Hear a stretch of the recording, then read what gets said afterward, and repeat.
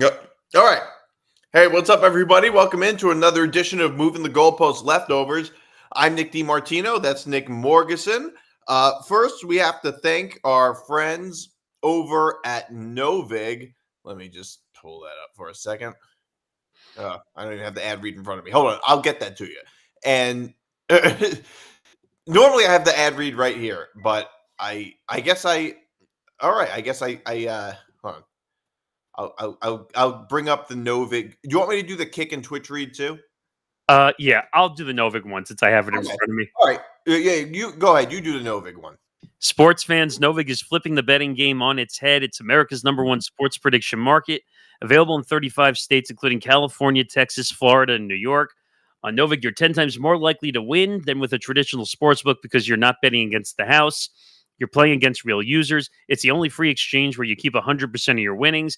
Download the app today, sign up and use promo code ETB Network, and you'll score 1,000 Novig coins plus $5 in Novig cash, plus spend $5 and get $50 in bonus coins. Must be 21 years or older to play. Gamble responsibly. All right. So you want me to read the top? There's nothing highlighted. Yeah, that's fine. Yeah. Okay. What's up, sports fans? We've got some amazing news that makes catching your favorite sports shows easier than ever. If you're hooked on the dynamic content and great analysis from Playback TV, you can find us in even more places. That's right. Playback TV programming is now expanding its live reach to the Empty the Bench Network's Kick and Twitch channels. Playback TV is still your home for premier sports content, but now we're broadcasting live on these new platforms to bring the conversation directly to you. We want you to stop missing out on the instant analysis and real-time interaction that only a live show can deliver. Whether it's game day reactions or deep dive interviews, we're broadcasting on Kick and Twitch so you can chat with the hosts and community live. To catch the expanded live schedule, just search at ETB Network on both Kick and Twitch. That's ETB Network. Follow us today and never miss a live minute of the great content you expect from Playback TV. All right. Is it bad? Is it bad that I feel like we're traveling back into like a teenager mode again? That now we're simulcasting on Twitch and Kick. What is Kick? Kick sounds very familiar. It's that it started out as like a social media text chain app, kind of like. I thought it was. I'm not crazy. Of course. And what was that other one that people used to use where they post the pictures and it disappears? Snapchat? Yeah, I never used that. I mean, Snapchat is not an old. That's everybody. You're not on Snapchat? No, I personally don't understand Snapchat. So I just know that like you post pictures and then it disappears. Like, some people have this really like such negative views of Snapchat. People think it's like shady, but the truth is anything is shady if you have shady intentions. I just use Snapchat to send funny things to my friends. That's it. Well, does that app also like alert you when somebody clicks on your picture or no? No, they alert you if you screenshot it. They don't alert you if somebody clicks on your picture. That's it. I couldn't remember which. I know like the whole screenshotting thing, but I don't know. That just shows you I'm older, but I don't get. You're not that much older than me, but yeah. So I made it on WFAN as a caller again. Your luck on that. Yeah, I'm pretty good. Like almost every time I call, I get on, but I know to call at good times. That's the reason why. I can play some of it. I got on with Salicata, and we were talking about the Giants. So okay. I'll play some of it. You want to screen share it, or how do you want to do it? Oh, my bad. You're right. My bad. I'll screen share it. Hold on a second. All right, here we go. You're focused on the one thing in good. What about the defense? I started the show 50 minutes ago talking about the defense. That was supposed to be the strength coming in. It's got to be the strength moving forward. That plus Dart should equal some wins. Nick is in New Jersey. What's up, Nick?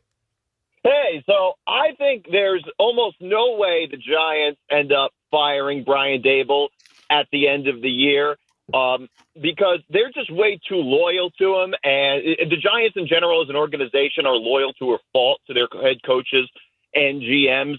And also, just like they're going to come up with a bunch of excuses. It's going to be Cam Scatterboo was hurt, Malik Neighbors was hurt, their schedule was tough.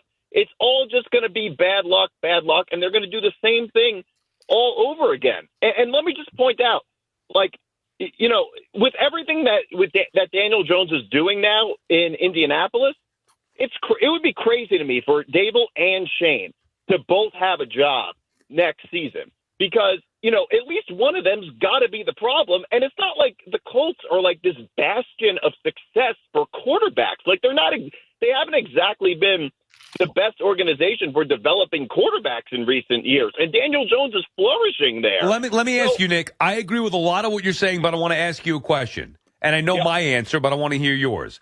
Is there anything they could do, meaning Shane and Dable, the rest of the way, let's say 6-3, 5-4, that could change your mind? Yes, yes, I think it is. I think it's possible, but I think it's unlikely. And now I wouldn't necessarily say there's like an exact record that they have to pull off. I think a lot of it depends on what goes on. But let me just say, like, the Giants' schedule coming up is very tough. And it is possible, and I'm not saying this is definitely going to happen, but it's not totally outside the realm of possibility that the Giants lose the next 6 games in a row. Like, that's not crazy to me, given what their schedule looks like. So, look, I just don't really think it looks good for them this year. Yeah, but that's fair. At least you're fair about it, Nick. Very good call, and thank you for that call. WFAN NFL Football, powered by Verizon. All right. So, yeah, and he does respond. I'll play some of what he says in response, because I think that's very important context.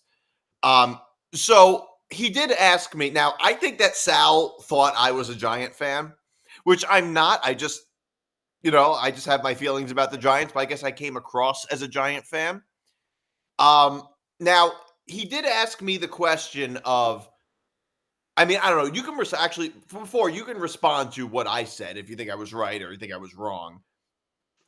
So just repeat one more time what you exactly said, just so I have the context. Well, I was arguing a few things. One, that I don't think the Giants are going to fire Brian Dable or Joe Shane at the end of the season because they're loyal to a fault to their head coaches and GMs. GMs more so than their head coaches even. And the other reason, and also because, you know, they're just going to make excuses. They're going to say it was bad luck. It was, you know, Cam Scatterboo was hurt. Malik Neighbors was hurt. And they're never going to look at the coaching. No, I think you're 100% right that they make excuses nonstop. Well, we deal with an organization. My dad's calling me. I can ignore that. It's okay.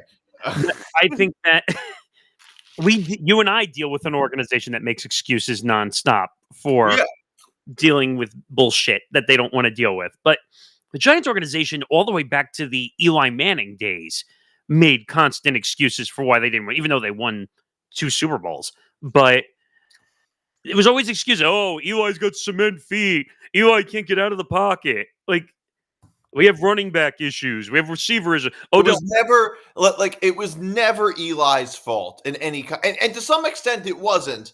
But I mean, part of the reason he was sacked so much was because he had the mobility of a tree.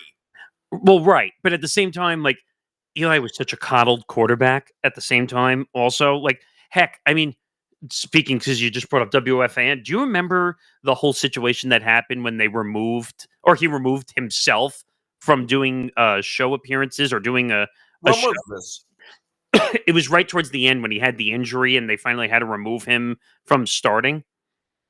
And he didn't want to. I vaguely remember that. He didn't want to be on the bench as a backup quarterback, so he pulled himself. I think he was doing like the Eli Manning show or something on WFAN at one point. No, he's probably doing weekly hits, which is what you see that a lot on sports radio stations, or at least you used to. But it almost felt like a show because he was doing like an hour or something, like once a week, and like Francesa claimed that he called him up and said, I just don't want to do the show anymore because I don't want to. It looks bad on my part if I'm the backup quarterback with my name on a show, which I didn't understand. That typically doesn't happen. It's similar to how Tom Brady used to always make appearances on Kirk and Callahan.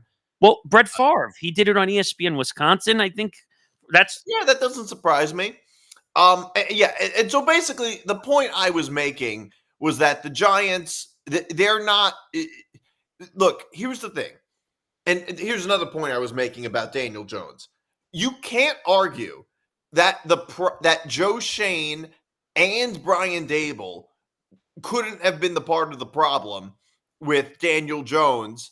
Looking at what he's doing now with the Colts, and like I said in that call, the Colts are not exactly a bastion of success for young quarterbacks. I mean, if you look at the way the Colts, how the Colts develop quarterback, they're actually one of the worst situations historically, at least in my lifetime, for quarterbacks. If you look at they had, okay, think about this. In a 20-year span, they had Peyton Manning and Andrew Luck. In a 20-year span, that is a level of talent at quarterback most teams will never see. And they got one Super Bowl out of it between the two of them. A well-run organization between the two of them would win multiple Super Bowls and be contenders many years. And let's not forget, when Peyton Manning was the quarterback of the Colts, he did not have great teams around him consistently. Well, he had a few Hall of Fame guys around him. He had a few Hall of Fame guys, but he carried teams that otherwise had no business being there. Well, I think that's why part of the injuries happened, because the Colts' offensive line at the time was not great, so he was getting hit nonstop. But when you were talking about Daniel Jones, now I think the Colts have a much better offensive line in spades compared to what the Giants' offensive line was. Much better. So I think that's a massive factor for why he's having a better year. Now, no, he also has more weapons. Well, yes, that's where I was going to go too. But I think that because he has more time in the pocket, he can actually show off that he has a decent arm, or that he can move around in the pocket. When he was with the Giants, it's almost like the defense was getting to him in under 2 seconds every single time. And that's why everyone thought he was a terrible quarterback. He's actually not as terrible as people are making him out to be. I actually think he has a decent arm. Can I answer this call? Yeah. All right. Wait, hold on. It didn't go through.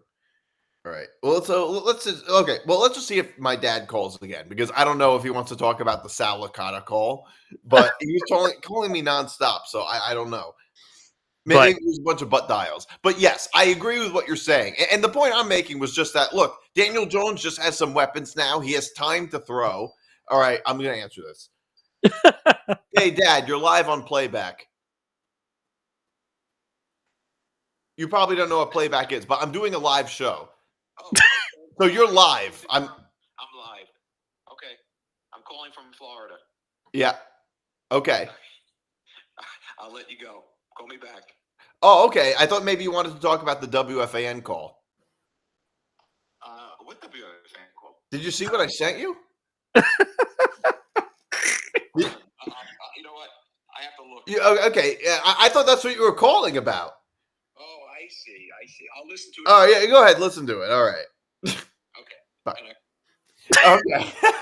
All right. So, anyway, okay. Daniel Jones.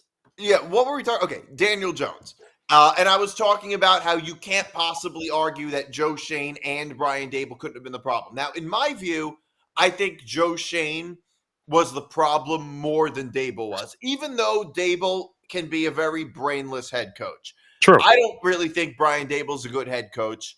I don't either. I think he makes a lot of really boneheaded decisions, like that dumb decision against the Broncos to go for 2 when he was point chasing, or that dumb decision. Or how about when against the Eagles on Sunday, when the game was over, he's running the ball up the middle with Jackson Dart at the goal line when the game's totally over. Like, what are you doing? Yeah, but what about, I mean, you also have your guys there shooting themselves in the foot, too. I mean, the kicker situation for the Giants has been a shit show the past couple of years.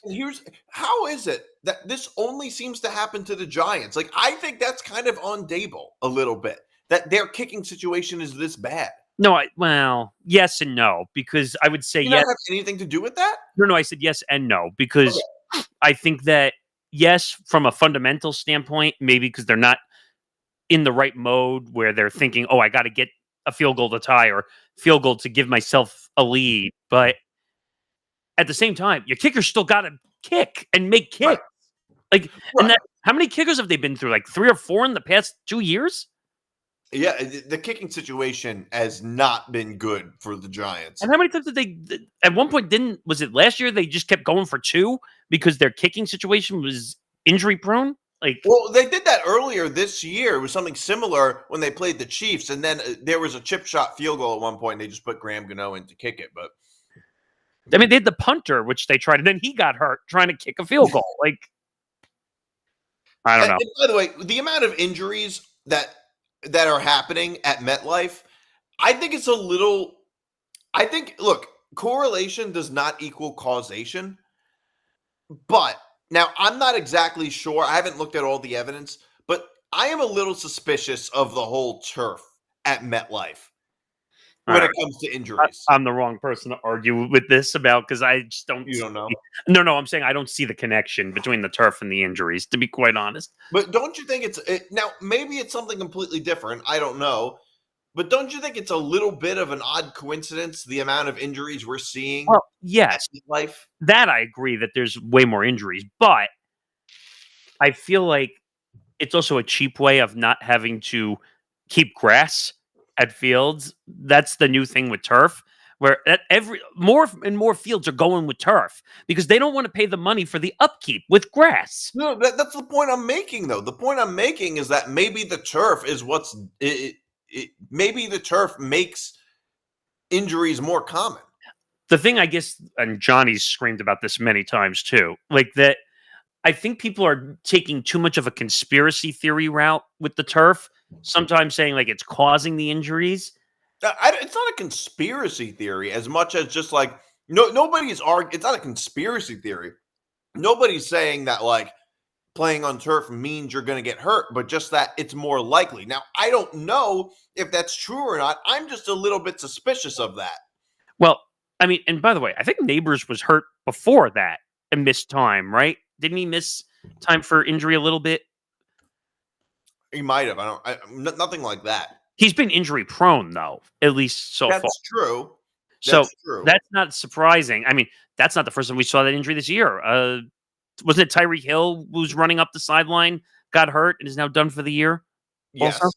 So that seems like a very common injury when a receiver's running up the sideline and they just either tear a ACL or whatever. But first of all, I think Tyreek Hill should just retire at this point.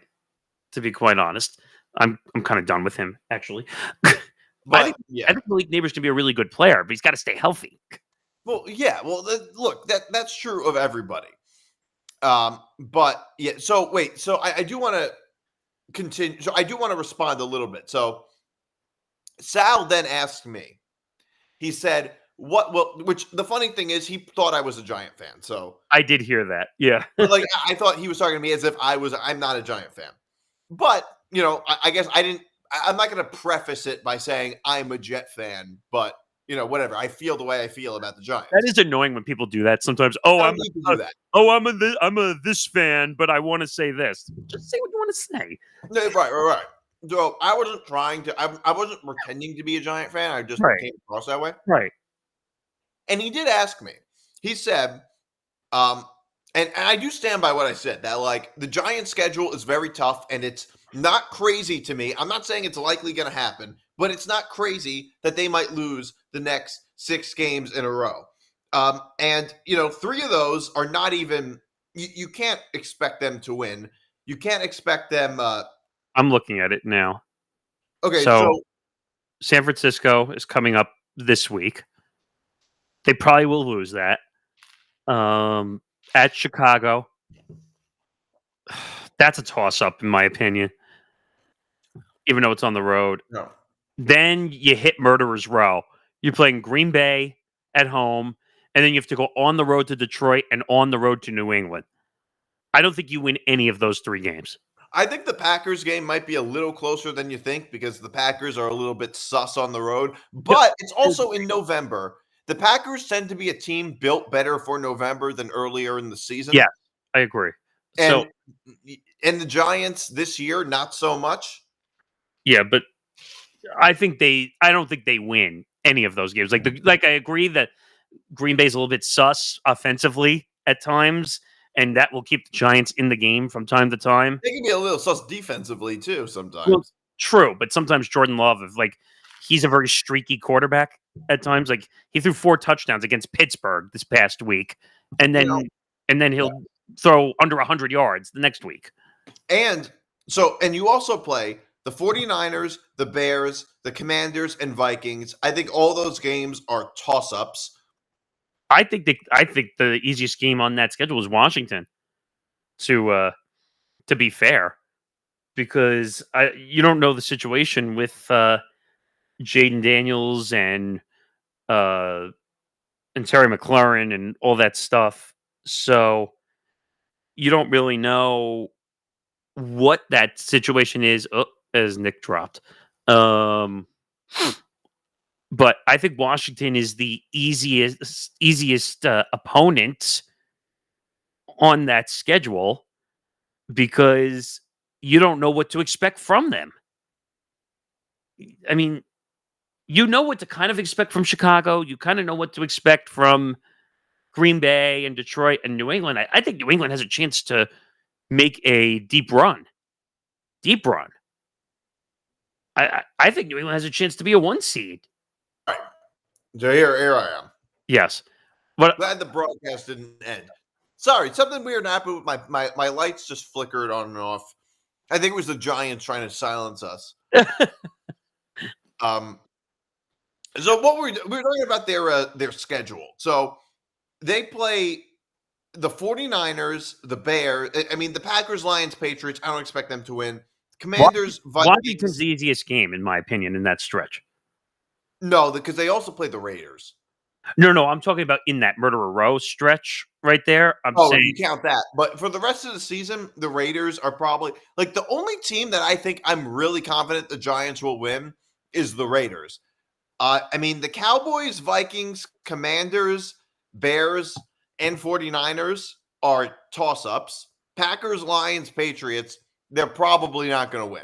It's safe to say. And 49ers, calling that a toss-up is even a little much. Now, the Bears are not a great team. no. Their problem is they can't play 60 minutes of football. No. Here's the problem. Neither can the Giants. As we've demonstrated against the Broncos, as they demonstrated against the Broncos. We all saw it on national television. I mean, 33 unanswered points for crying out loud in the fourth quarter, which has never happened. Well, that's a problem. That's a problem with both teams. And the Bears are not terrible. They're not. The Bears' record at home this year is 2-1, and 2-2 on the road. They do have a 4-3 record. They do have a winning record. And the Giants are playing on the road in that game, and the Bears will probably be favored slightly to win that game. The Niners are favored in that game too, in their game. So, I'm talking toss-ups, but really the Giants are actually slight underdogs in a lot of these toss-up games. I mean, they're probably not going to beat the Cowboys. So, look, and Sal did ask me, he did say, what will happen? What could happen that would change your mind? And I didn't really have a good answer because I didn't really think it through. But now that I thought it through, I will say that I think if the Giants were to win 6 games in a row, were to win 6 of the next 9 games or something like that, or maybe 5-4, depending on what it looks like, I would say, I would definitely be more open-minded. In that scenario, if your team is that good, it's hard to blame, to want to fire your head coach or GM in that scenario. 6-3, I'd probably change my mind. 5-4, I might. A lot of it depends on what it looks like and what these losses look like. Sal did say a little more about this. So I do want to he did talk a little bit after he hung up on me. So I do want to play that a little bit and respond. Here it is.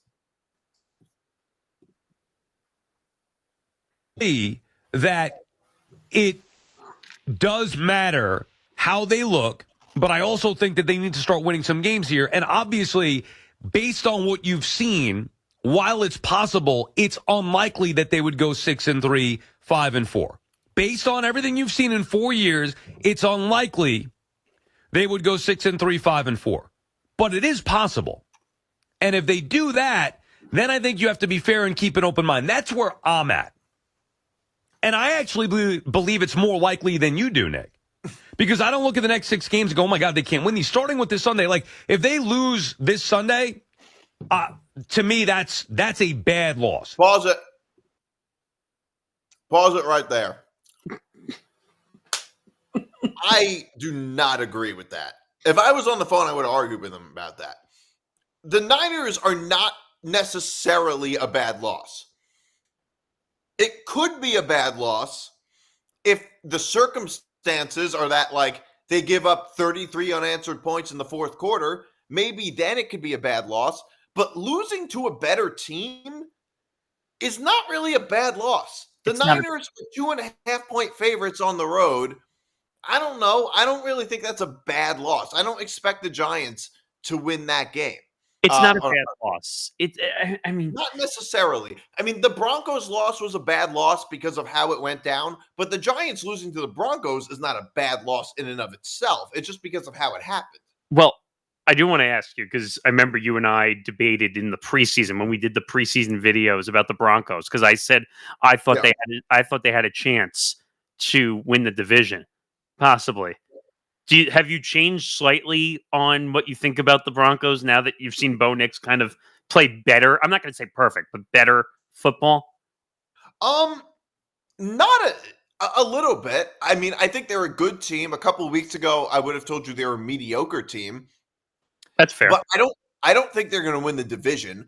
Right now, I think they look better than the Chargers. But I don't like the Broncos to win the division. I don't. Now, they did go on the road and beat the Eagles. I think that game might say more about the Eagles than it does about the Broncos. I agree. Yeah. I don't know how to feel about the Eagles. They did almost lose to the Jets, but in fairness, I think that's a little bit of a London factor. I think London is a big equalizer in these games. Yeah, but it's funny. The Eagles kind of remind me of like the stock market, like where they're up for a certain period and then they're down. Like they drop and then stock up, stock down. That's what the Eagles. I think there's more Eagles volatility than there is market volatility. Like I mean, the Eagles, they don't even get along with each other. I mean, A.J. Brown, Jalen Hurts always fighting. I've never seen like a Super Bowl winning team just have such a dysfunctional locker room. I was on the Red Zone stream this past Sunday, and I started like saying how I don't like, oh God, who's the name of the receiver that's having the issues in Philadelphia? A.J. Brown? Yes, A.J. Brown. And I don't know why that name slipped my head. Anyway, I think I said he's a giant ego in a basket case. Like, I think he just likes to make trouble for the sake of making trouble. Yeah. And all of a sudden, like, our playback feed got hit with like insane amounts of like I was called brainless and dumb and all this stuff. Really? And I was just like, why? It must have been a bunch of Eagles fans who flooded our stream, but he's a volatile person. Like, he called out his own quarterback after a game. Who does that? You know what? It gave me. Remember last year during the playoffs, he was reading a book on the sidelines? Yes. Well, that's not as bad as like Mark Sanchez eating a hot dog on the sideline, but but the AJ Brown, and I used this example a couple weeks ago. AJ Brown and Jalen Hurts, it kind of reminds me a little bit of McNabb and Terrell Owens. Yeah, a little bit. Except, I guess the only thing I can say is that this team wins more. That's true, but I don't know. Like, it feels like that. You're right, though. Terrell Owens, he was always doing a lot of talking, and Donovan McNabb was always the bigger person. Right, and I think in this case, like Jalen Hurts is the bigger person, and AJ Brown is just a mouth. I mean, first of all, whenever there's quarterback and wide receiver, like it is one thing I noticed about football is that positions all have like there's a stereotype for a personality for every position. and it's actually very true. Like, the quarterback is always more level-headed, the wide receiver is the diva, the corner is the shit talker. Like, that's always just how it is in the NFL. By the way, so just in case you were curious, because we're talking about the Giants, Week 9 statuses have come out already for the Giants, and there's 6 players that are out/doubtful already, and there's 2 questionable. So this looks like it looks like it's going to be a long week of injuries for the Giants again. And I also heard the speculation going around that the Giants might try to trade Thibodeau also. Yeah, I've heard about that. I don't know. I don't know what it is with New York teams wanting to We get made rid a of trade already. those. We made a trade already, Yeah, which I didn't get, to be quite. It was with the Eagles, but yeah, but yeah, no, I was going to say there must be a thing with New York teams wanting to get rid of Thibodeau's. oh god, yes. So yeah, I've heard about it. Johnny warned against it on the podcast. I heard it. Yes. But yeah, so that was the point that I was. So no, I don't think losing to the Niners in and of itself had loss. It's not a bad loss. They're a much better team than people give them credit for. Right. They were a very good team. You know why they get shit upon is because of their quarterback situation. Right, the quarterback situation isn't great. It's bad. Here's the thing. Outside of the Raiders, I don't think any of those losses are particularly bad. They're not. All of them added up are what's bad. It's not that losing to the Niners is a problem. It's that if you lose 6 in a row, that's a problem. You really if you lose 5 of the next 6, that's a problem. You want me to pick on a loss that I think was kind of ridiculous for the Giants? The Saints. That was a bad loss. If you want to pick on one, that's the one. Look, you're going to have good wins and you're going to have bad losses. But they I'm lost to the Saints, but they also beat the Chargers and they beat the Eagles. Right. It's not like this team doesn't have good wins. But I'm just saying, like, if you really want to sink your teeth in on a loss, that's the one you got to look back on at the end of the season and say, did I really lose to the Saints? But you know what? Yeah. The Saints aren't bad. I don't think the Saints are as bad as people are making them out to be either.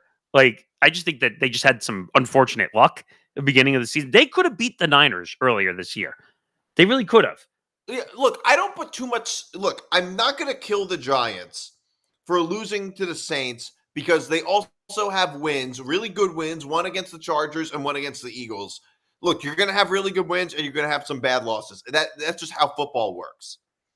But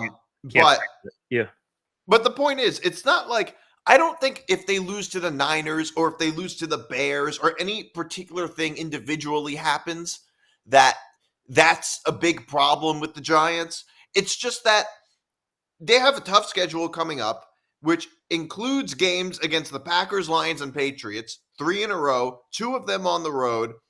And the Niners, Bears, and Commanders games, depending on Jaden Daniels' health, are all toss-ups. And the Giants, I don't know about the Commanders because I don't know about Jaden Daniels' status. And the McLaren. Giants are not favored against the Niners, and they will not be favored against the Bears. So losing all 6 of those games in a row, that's a problem. Losing 5 of the next 6, if you can't pull off a win, that I think is a problem. I think, well, first of all, if they lose 6 in a row, his ass should be out the door if they lose 6 in a row. Even though, but the Giants are incompetent in their front office, so they would never fire anybody.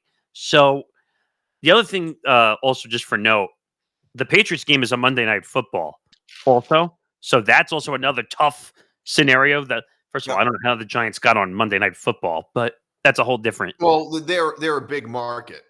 I get it, but they're just not worth watching currently. The Giants, wait, they're on Monday Night Football for the Patriots. Against the Patriots. That is an interesting. It's an interesting for a Monday Night Football game. It's an interesting game, but first of all, it's not look, on paper, I don't think anybody expected it to be a good game. The only thing good about it is the legacy of the two teams. Well, I don't know if this is really hot take or not, but would you throw MVP votes the way of Drake May? No, probably not. He's having a good year. He is. I don't know if he's MVP worthy though. I forgot the stat I heard though. He has like the highest QB percentage for a year 2 quarterback. I was reading an NFL. Right, but is he really like the MVP this year? I mean, I would take Baker Mayfield over Drake May first. I would take Baker Mayfield or Dak Prescott over Drake May. I think Baker's going to earn the votes like more just because. I think either Baker or Prescott would be a pretty good pick for MVP, but Prescott's not going to get it because his team isn't good enough. That's true. Baker is on a good team, and look, I think that the MVP is not always the guy who's on. By the way, actually, you know who I think you can throw in there for MVP is Lamar, depending on how the season goes. Well, think about it. Look how bad the Ravens were without him. They come back, they destroy the Dolphins. Not saying much, but depending on how the Ravens season goes, is it crazy for Lamar Jackson to be the MVP if he proves? Like, I think that being out with an injury, your team falling apart, you come back and you save the season. Is that not MVP by its definition? They agreed, but they have to make the playoffs for him to have a chance Right. to be MVP. But I would be in favor of Dak winning the MVP because I think he's shown. Look at what Dak's been able to do without weapons, without so many of his weapons. And his team is a historically bad defense. If not for Prescott, the Cowboys would be like one of the worst teams in the league. And they're average because of Prescott. Like, he's having that good of a year. I mean, that defense is a mess, though. So I don't know what to really feel about that, but I don't know. I don't know. And people got mad at me in your comments section, by the way. Do you remember?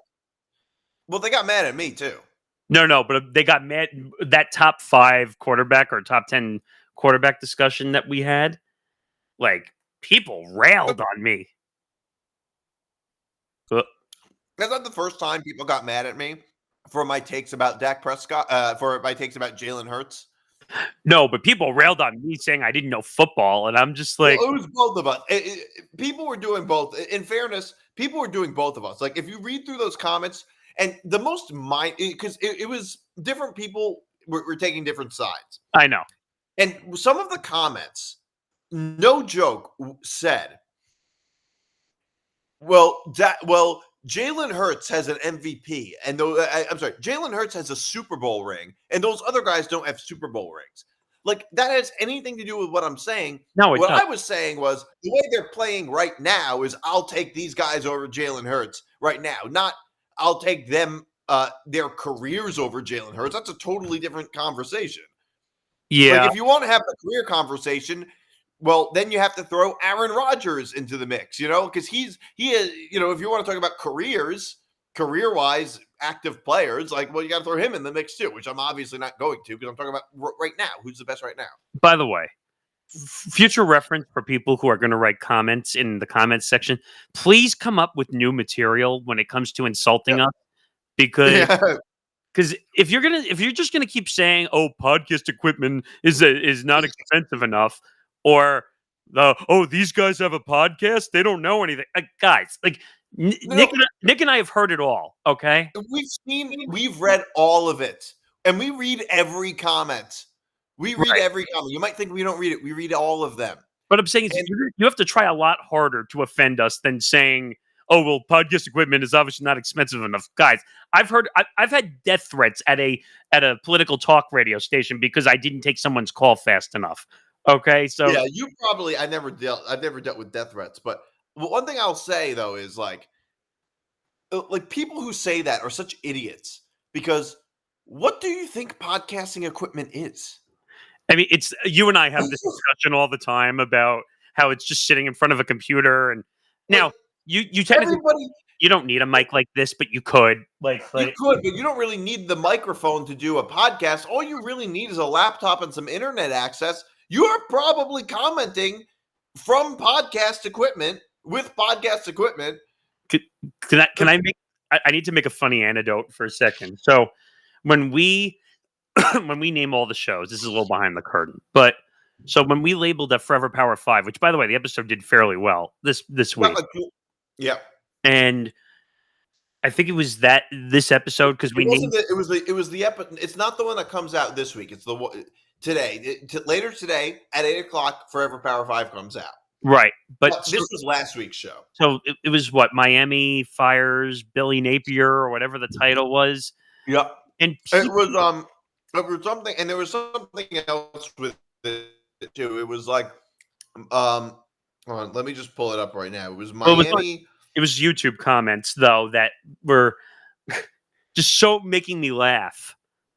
Yeah, I want to. Yeah. Miami fires Billy Napier for beating Mississippi State. So And it never occurred to me that people would think that that was anything other than our normal title. Because if they were to just look at our shows and scroll through them, you would see that type of format for titles for all of our shows. So I'm reading the YouTube comments, and people are saying, well, these guys don't know college football because Billy Napier was fired by Florida, not by Miami. And I'm just like, really? Yeah, somebody says Miami fires Napier. Typo in the title, fellas. Well, I finally No. and so you don't see it because That I wasn't a rude. That wasn't. I don't think that was necessarily a rude comment. But somebody below commented, "Get the title right." Ironically enough, he typed title Tiltil. yes. So oddly enough, he's telling us to get the title right. You can't even spell title. Well, And my then favorite says, part is nonsense. Come on, man. yeah, because I was fighting back and forth with someone in the YouTube comments. So, and they were saying, "Well, I don't like what you do," and I'm like, "Well, opinions are like assholes. Everyone has one." So, So I was hoping that now our last couple of the NBA gambling scandal video that we posted 7 hours ago. So far, it's flopping. It has like 5 views really? on TikTok. On TikTok. Oh, on TikTok. Yeah, I don't know. Uh, why. I thought that one was going to be Usually, better. and yesterday's the one from that I was talking about with Nebraska and Florida. I don't know. TikTok might be shadow banning us. I have no idea because lately the views have been tough to get on TikTok. I don't know how to really. But a lot of times, TikTok views are just really, really good. I don't know what's going on. Lately but- it's been tough. Yeah. But yeah, we get a lot of comments on the wait. So I do want to pull up Forever Power. I guess we could do the comment section now. Yeah. So here's a comment on my wait, wrong video. All right. So I'm talking about the SEC playoff picture. And wait a second. Here it is. Is it this one? Yeah, I think it's this one. Or maybe was the comment deleted? I didn't delete it. But somebody commented on one of the videos. This dude pronounces Oregon like it rhymes with polygon. Yeah, I And saw that. I don't know. I didn't delete it. I don't know. Maybe the guy deleted it. I saw that comment, so I know exactly what you're. Yeah, I get criticized so much for the way I pronounce Oregon. Isn't that how you say it? No, it's Oregon. Oregon? It's Oregon. Yeah. Is that, or is it one of those like, interchangeable? No, it's actually. So it was funny. Callan was laughing with me about the pronunciation, and he said, "No, it's Oregon, not Oregon." Interesting. Okay, I I didn't didn't know know that Oregon. either. I didn't know that either. I always said Oregon without knowing if it was right or wrong.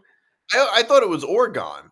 No, it's actually I found out, and then I went to listen. You know how Google has like those weird, like where you type a word in and then it'll read the pronunciation to you. They say Oregon.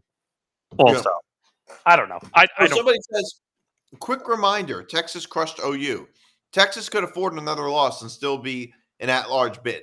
Should need qualifications for podcasts. I don't remember what I said that made Those are the comments that make me laugh, though. When people say, "Oh, there should be qualifications for what qualifications do you need to point a camera and to talk to the space?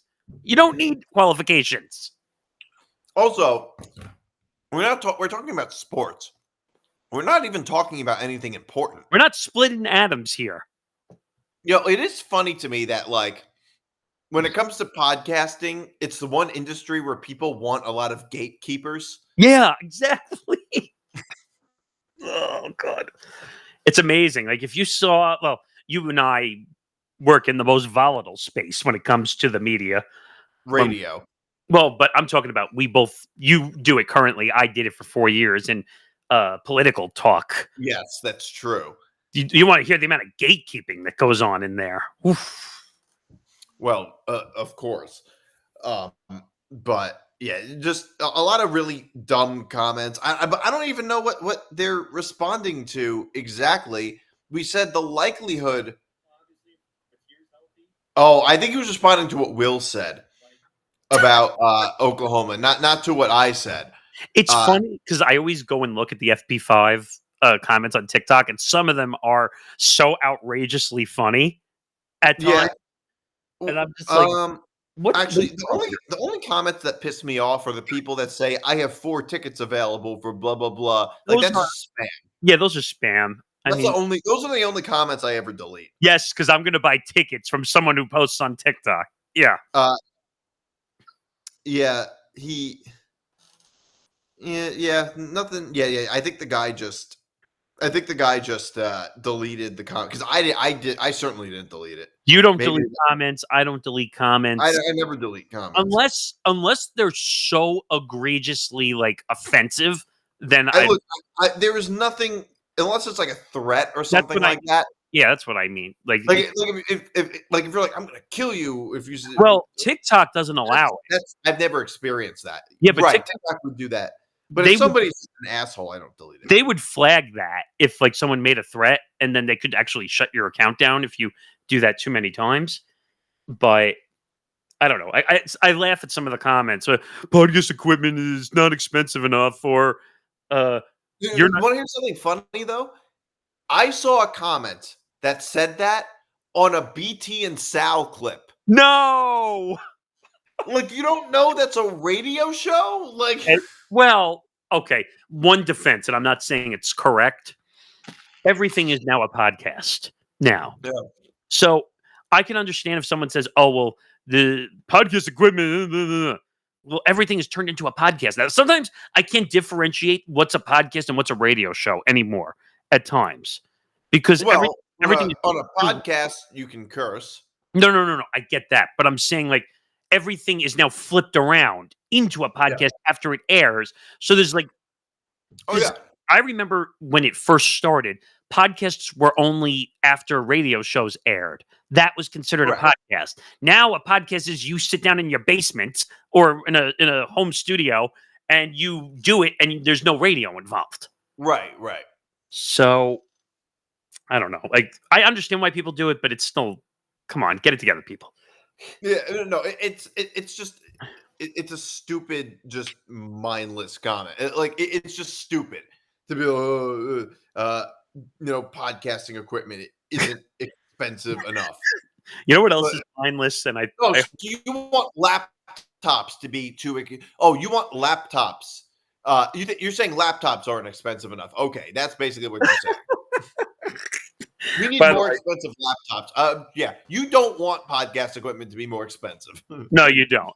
By the way, because I know you probably have to go soon. Can we talk about the big topic in the room, though? Because I think you and I want to talk about that. There's a few of them. Which one? Brian Kelly? Well, the YouTube TV one, because I think we should do that. YouTube TV. Which I have, by the way. I don't have YouTube TV. Actually, my friend who has YouTube TV actually was the first person to say that. Oh my God, I'm not getting ESPN on YouTube TV. I don't have it. I literally went to last night. I went to go check because I watch whatever at night. I always have ESPN on somewhere, and I was like, "Oh shoot, I can't watch it." Like my YouTube TV channel guide said, "Oh, not Disney Channel's not available right now." Right. And I was like, shit. And then usually I would watch ABC in the morning because that's what I do when I get up. And I'm like, "Oh shit, I can't watch that either." And I'm like, no. Yeah. Can we talk about though the funny thing I showed you on the Novik app though? Because you can actually bet on whether or not they will show YouTube TV will show the Vanderbilt Texas game. I'm quickly trying to scroll to it on my phone. Here it is. It's literally Yeah. there. So you can literally, they don't give you a yes option for whatever reason. I guess because that would be the odd would be way too high. But you Wait, can they were giving the yes option. no. But did they give you an odds number next week? Because mine says yes, but it doesn't have an. You would have to make your own odds. Which Yeah, you yes plus 175, no minus 185. Oh, mine. Oh, are you looking at it on the coin side or the Novig Cash side? Oh, you're looking at it on the Novig Cash side.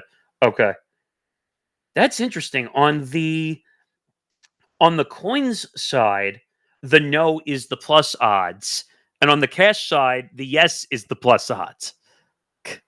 Interesting. But I don't think it's so. Just to clarify, because I asked them, I said, "What's the cutoff time for what's considered a yes and a no?" And they said if ESPN does not come back by 11:58 a.m. Eastern time, that's considered a no. Right. But what happens but say it comes on at noon, like after the fact? Does that mean it counts? It doesn't count because it's right on game. Look, I'm not betting on it. That's their problem. But by the way, I didn't tell the full story. I told you personally. Yeah. Oh yeah. I want to tell the story. So Yes. I'm going to Austin for the first 5 days. I'm leaving tomorrow. In 24 hours, I will be in Austin. And I originally planned on going to the Texas Vanderbilt game. And I didn't get tickets. It's not a guarantee I would have been able to get tickets, but I think I probably would have been. And I really wanted to go because week after week, this game is getting more and more interesting. It is. Because Texas is obviously a little worse than we thought. Vanderbilt's a little better than we thought. And, now it's a 2.5 point spread, and we don't even know if Arch Manning's going to play. And it's a pretty consequential game, certainly for Texas, not as much for Vanderbilt, but definitely for Texas. So I wanted to go to the game also because I've never been to a major college football game. I know that sounds hard to believe because I host a college football podcast, but I've never actually been to a major college football event. I haven't either.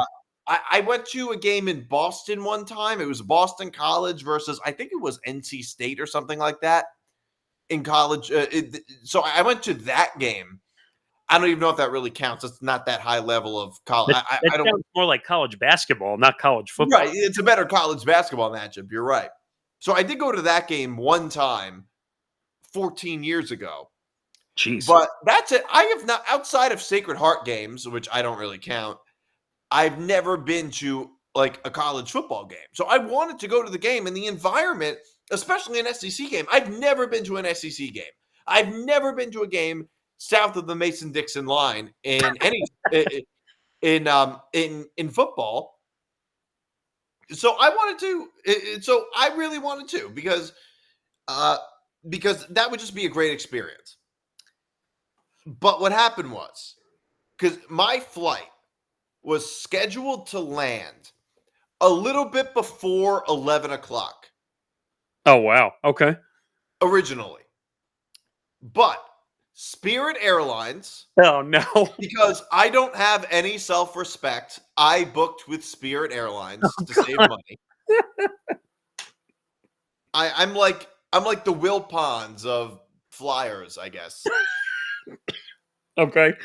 So I booked with Spirit, and what happened? What they did was, in very Spirit Airlines fashion, because they're going bankrupt and they don't give a shit anymore. Exactly. It may have something to do with the shutdown, although I don't know if Well, the government shutdown's been on for what, like 37 days? I don't think that's the reason why. Well, no, New York and LA have been affected big time. Like they've had to ground flights because they don't have enough air traffic controllers. I don't think that's the reason that this particular thing happened. I think it was more because because this happened before all that was happening. Okay. So I don't think that's why. I think it was just a Spirit Airlines thing. What they did was they added a stop in Orlando. So that couldn't have anything to do with the government shutdown. Why were they adding a stop because of the shutdown? Makes no sense. If anything, they would take away a stop. Was it supposed to be a direct flight? It was supposed to be a direct flight to Austin. I've never heard of someone of a airline company going from a direct flight to adding stops. I've never heard that. Well, I mean, the stop, maybe it would be one thing if the stop made sense, but this stop doesn't make sense. Oh yeah, You're they're going, Florida. you're flying to Orlando, which is, I mean, it's south, but it's a little bit out of the way. It's not even like it's not like you pass Orlando when you fly to Austin. No. So I was just like, and then after that, it was supposed to land like well after like, oh, I think at like 2:00 or something like Oh, that. It's Then I was like, no, I'm not doing this. I canceled my flight and I requested a refund. I didn't get the refund yet. I'll get it. It takes a while. no, they have to try and convince you to take another flight first. Right. It's like, no, I'm not doing it. So then I rebooked with United, and the earliest flight I could get was 9:30, and that's not landing till almost 1:00. So I'm not going to be able to go to the game because of that. That's a very long-winded way of explaining what So happened. what are you doing then? You go to another game, or what are you doing? Well, no, I'm not going to Austin for the game. That's not why I went. Oh, I was going anyway. got it. Okay. No, I didn't. No, I didn't go for the game. It was just I wanted. I had the trip planned for a while. Got it. So, oh, they're playing at noon. That'd be pretty cool. That'd be a pretty cool thing to see.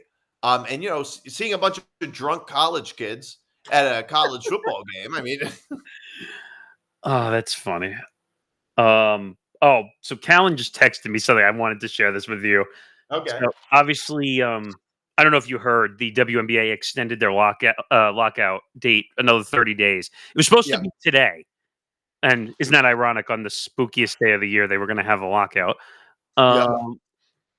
So I think you would appreciate this. So if you've seen a lot of the players' associations have been coming out to defend the WNBPA because of all the money issues and the revenue issues going on. Well, the NBPA is now out making a statement to defend the WNBPA. Did you ever think that would happen? Well, I guess it's kind of characteristic. Well, did you see what Stephen A. Smith said? He said that he said Trump is going to go after the WNBA now. Yeah, I mean, in his best interest, I suggest he doesn't do that. Well, didn't the House or the Senate just take away his powers to do what's it called, tariff stuff? What I was reading. Yeah, I don't know. I heard something about that. But first of all, the whole thing with the NBA that happened, that's been going on. That investigation's been going on for years. Like some of this dates back to like 2019. It's been what they were doing 4 to 6 years just to have enough evidence or whatever. I mean, look, they have to have all their ducks in a row. I find it funny, by the way, that the NBPA is fighting for Terry Rozier's salary. Are you kidding me? I don't know. I guess that's just look. The NBPA, the Players Association, is really just for it's exactly that. It's a Players Association, so they're always going to represent their players. By the way, and one other funny thing, because we did this on Press Row yesterday. Did you see his Terry Rozier's lawyer come out and say that he was trying to defend Rozier because he had a deal with Puma? I didn't see that. So the lawyer was basically trying to say, "Oh, well, he's got a deal with Puma, so you can't put him in jail, or you can't charge him with this stuff." What does that have to do with anything? His lawyer's been a jerk the whole time. Like, he's come out and say, like, "Oh, we're going to defend this to the fullest extent of the law." Dude, you gave away information to bettors of Italian sports mafia family. I mean, like, Jesus. It was the Cosa Nostra. La Cosa Nostra. But this is like the Sicilian mafia. That's right. But this is like out of an Ocean's 11 Casino Royale movie. No, it's like out of Ocean's 11 meets your favorite mob film. Like that's what it's like. I still find it funny that they were calling the Chauncey Billups and Terry Rozier face cards in this whole thing. Well, I think it was just Chauncey Billups. No, it was Rozier and Rozier too. Was he also in it? Yeah. So the face cards were on the illegal. yes. So the face cards were the celebrities. That's what they called them, face cards. And I was just like, and the name of the whole operation, Operation Royal Flush. I love that. Like, how stupid! Like, they do say criminals are some of the dumbest people in the world, and they make it easy for the tracks to be found.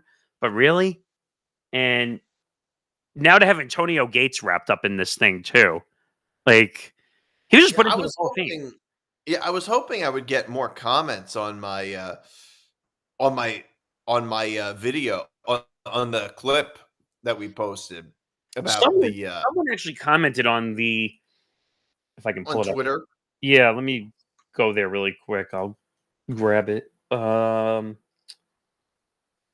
Here it is. So someone wrote, great episode topic. The polarization around sports betting is wild. People either think it's pure evil or completely harmless. Reality is it's an entertainment with risks like anything else. The scandal definitely amplified the extremes. What's the most ridiculous take you've heard lately? That's an interesting question. First of all, I don't think it's true that anybody thinks sports betting is harmless. I think the spectrum is more along the lines of people who think it's evil and should be banned, and people like me who think that it has its that gambling has its pros and cons. It's not inherently bad or good. It's just inherently dangerous, similar to alcohol and drugs. Any other addiction. Right. Any other potentially addictive activity. Something like usually I don't know anybody who says gambling is completely harmless. That's obviously not true. That's kind of ridiculous if you say it's completely I don't think anybody thinks that. I don't know. I haven't seen any particularly ridiculous takes other than just like the common view, just the common comments that you see about, well, ESPN is the ESPN bet ticker. It's like, okay, that doesn't mean anything. Like that doesn't mean anything at all. It's not hypocritical. It's dumb. I did read a report that supposedly the NBA is now investigating with the gambling companies about props and how they're going to handle it. But here's the thing, though, and some people are supporting banning props. And here's the problem with that: if you ban prop bets, you know who's in charge of prop bets? The mafia. It's offshore. Oh, you mean you want La Cosa Nostra in charge of all prop bets now? No. It just goes underground if you do it that way. It's better if it's legal. All right, I found. Here's the thing: there is probably a lot of fraud with prop bets that we just don't know about. No, that's true. So the NBA reportedly is reviewing what bets are vulnerable to manipulation in wake of FBI gambling investigation. Let's see. ESPN's David Purnham reported Thursday that the NBA has met with its sportsbook partners, FanDuel and DraftKings, to discuss wagers that it deems susceptible to manipulation. And what made me laugh is the ones that they were looking at, supposedly. And I didn't even know you could bet on this at all. But the NBA identified missed free throws as a bet. I did not know that either. And apparently some sportsbooks allow you to bet on fouls. Yeah. Have you ever seen that? No, but that doesn't surprise me. So it says free throws, fouls, and turnovers. I mean, you can bet on the length of the national anthem. It's not that crazy. Well, that's the Super Bowl, though. But first of all, I don't know if you remember, it was a couple of years ago where someone snuck in and was videoing the person practicing the national anthem, and then now they have to sequester the person away now. Yeah. All because of gambling. Like, what? Did you see the story about how James Harden had 20 points at halftime? Yes. The over-under was 20 and a half. He attempts 3 shots in the second half and scores 0 points. In fairness, it's not that uncharacteristic of James Harden to do that. I know where you're going with that comment though, because like Callan and I have made this joke over the last couple of days too, that like everyone's gonna say like when a prop is missed, oh the fix is in, the fix is Yeah. in. Like, come on. I have to tell you one quick story because then I know you probably have to leave. I'm gonna show you something interesting because I was emailing with somebody. Where is it? Here it is. I don't know if you can see this. I showed this to people. Can you see the name? Podcast interview request. Do you see? Tim Donaghy. I was emailing with Tim Donaghy, and How long ago was this? this was a couple days ago. This was on Tuesday. Because I know that you tried to get him on before, right? I Or am I got thinking of somebody else? it was a couple. No, it was a couple years ago. I had reached out. I had gotten his Okay, I email figured. because it was around the time that he had he was part of the Netflix documentary that came out that he was in. Yeah. So I said, what the hell? I'll email him again. It's been a couple of years. And I knew it was his email because he had emailed me back a couple of years ago. And I get the email back and it says, hi, Nick, I'm so busy with work and interviews. Okay. If it had stopped there, I would have had no problem with it. I absolutely obliterated him on press row yesterday. Where is it? So the next line is, I would request a stipend of $500 for the interview. To do our podcast network? I'm Why? So we can go bet on some basketball games? That's crazy. That I have the evidence to prove it, that he asked me for $500 to come do an interview. And I said to Callan, and I'll say to you here, even if I stupidly agreed to pay $500 for an interview, you better come and sit and do a 5-hour show with us and Yeah. give me every single thing that's going on behind the scenes with the NBA. Now, he's been on like a podcast tour. I've seen him on everywhere. So one of two things happened. He didn't like possibly the viewership or whatever we were getting, so he thought he could get away with asking for $500. Or all these podcasts are giving into this scam operation that Donaghy is running, asking for $500 for every time he goes on somewhere. Well, for them, it might make more sense. Well, the difference is that those podcasts that he's going on probably have much bigger budgets than we do. I understand, but do you That know, makes sense. you know how much of a scam operation that is? You know, by the way, speaking of WFAN and all that, you see who BT and Sal got for an interview? Who? Sydney Sweeney. I did see that. Oh, God. That's unbelievable. I mean, what's next? Is Taylor Swift going to come rolling in the studio next? I mean, she's almost as big of a star, all because she's doing a boxing movie. But you know who I want to see Tim Donaghy's on? You know whose podcast? Who? Flagrant 2. Oh, Flagrant. I've heard of that The podcast. Andrew Schultz podcast. Oh, man, he'd get destroyed. Him or Theo That Vaughn? would be a really good interview. I think Theo Vaughn would knock him out, too. I think those are... Or Rogan, actually. He would be interesting on Rogan. Yeah, I think he would. Although I think all those guys are they're not very they ask questions, but they're not very confrontational. I just find it funny that he asked for $500. Like, That's unbelievable. That's 'Cause- like when Pete Rose was charging for signing autographs. I showed it to We're my... talking with him. I showed it to my dad. I showed this email. He's like, one of the most high-profile referees in the gambling scandal asking for $500. I said, look, if it was $100, maybe I would have considered at 100, but 500 is crazy. that's like that's almost an appearance fee, not a stipend. It also sounded, from the way he said it, it sounded like he was also going to ask for a tip on top of it. Like, seriously, I was like, $500? Like, dude, like, what are you trying to That's rob crazy. me blind? Yeah. So, all right. On that note, that's leftovers for this week. Sorry about that little outage we had. Yeah. It's weird because it's not raining. There's no thunder. I don't know how that even happened. It's a beautiful day. Pouring Sunny here out. yesterday. Pouring. But Yeah. just one last But- reminder, though. Just remember, we now are expanded on all platforms now. Yep. Twitch, Kick. I wish it was TikTok. Maybe that's down the road. I hope. TikTok would be great. And Instagram, that would be nice too. But at least we got 2 more platforms. So now we're on 4 total platforms when this airs. So I'm happy about that. All right. So see you guys next week. Johnny and I think Ben is going to do the show. Yeah, I think that's what I heard. Yeah. So All right. See you guys. I guess I'll see you. I'll be back in 2 weeks, a week and a half to do the podcast. So I'll be on for